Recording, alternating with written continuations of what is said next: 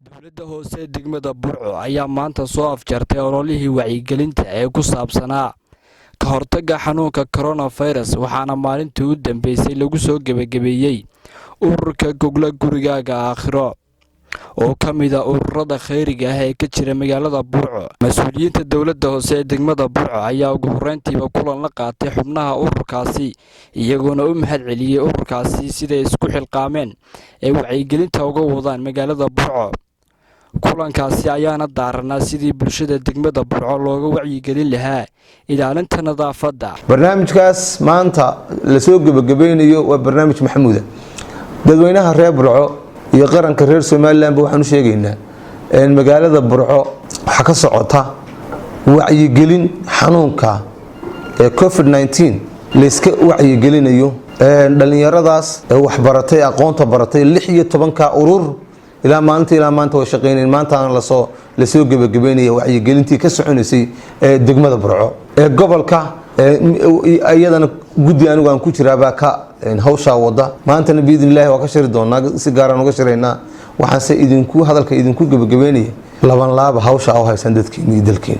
annagana hada jeer nagu xidhnaado iska warhayno dhalinyaro waxaa la idinka doonayaa ilaahay subxaanahu wa ta'aala kuwii lagu baraaraha idinka dhigay hawsha maanta aad dhammaynaysaan maanta dhammaanaysa inay noqoto mid sida u socoto positive ka ku socota goglo gurigaaga aakhiro ma ciyaar waxaan ku dhiirigelinayaa dhalinyaro waxa danta guul ilaahay haba ka daalin khayriga waxa ilaahay ogol yahay haba ka daalin wallaahi billaahi tallaahi naftaada iyo gurigaaga ka arkaysa waxaad ilaahay darti u sameeyay wixii lagu dhaqaaqay iyo shidaalkii iyo laga yaabo kharasheen waxna nalka helo oo u baahantiin dhalinyaradu waxa ma haysato annagana wax badan nala kaashada laakiin arrinka positive ka waliba khayriga ha ka hadhina goglo gurigaaga aakhiro aad iyo aad baan idinku baaragnaa oo idinku soo dhaweynaa oo idinka mahad celinayna oo idinku hambalyeynayna waxa nagu waajiba wixii dadka naloo idmada inaanu fulino dadkuna waxa wanaagsan inay wixii aan u sheegno inay qaataan oo weeleeyaan intaaba wacyigelinta aawadeen ee annagana wixii garab iyo Itaaliya awoodba aan naga helayseen waxa ilaahay maanta idmay in maanta gabagabadeedu noqdo idinka laakiin waa idinka mahad celinayna qof kastoo muwaadin sida dhalinyarta maanta isu xilqaamtay in lagaga daydo waa waajib annaguna waxa weeye garab baan u baahnay maamulkii degmada aan lahaane daan la iskaayo garab taagin wixii wanaagsan inaan qabanayna la isku kaayo garab taagin waxaan qabanaa waa hal bacad lagu dhisay ma hamidaan ku doonayna aduun oo waajibna saaraa runtii oo ummadda iyo dalka iyo deegaanka naga saaraa waanu doonayna inaan gudano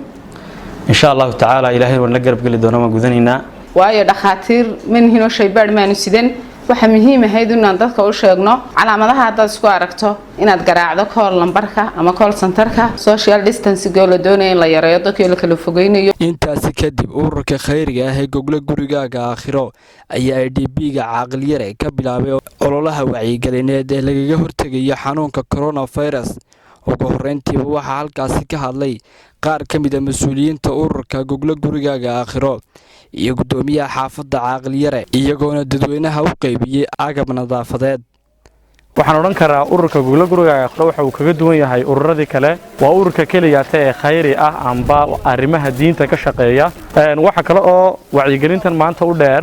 ururka gogla gurigaaga aakhiro oo uu ururadii kale 15 ka ahaa uu dheer yahay waa in isagu uu wacyigelinta raaciyay agab nadaafadeed oo uu u qaybinayo bulshada ku nool xaafadan caaqil yare ilaahay subxaanahu wa ta'aala waxaanu ka baryaynaa inuu inaga badbaadiyo ilaahay baan ku xidhanay laakiin waa inaanu asbaab la nimaadnaana waa waajib ururka gogla gurigaaga aakhiro waxay ka shaqaynayaan oo ay isu soo xilqaameen fadda caaqil yare IDP anaguna gamba furan ayaanu ku soo dhaweynaynaa waa Sidaa Maxamed Xasan Som News TV Burco.